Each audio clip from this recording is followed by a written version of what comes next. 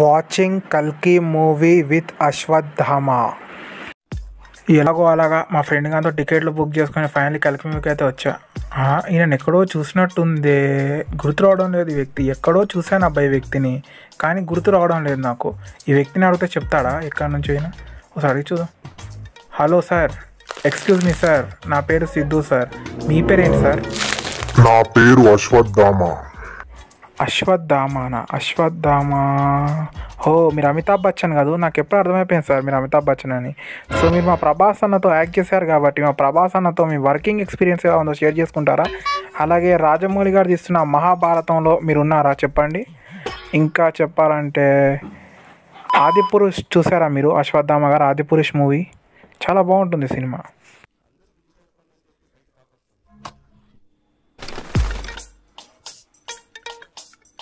అబ్బా, ఇప్పుడు మంచిగా క్వశ్చన్స్ అడగవచ్చు అశ్వత్థామ గారు.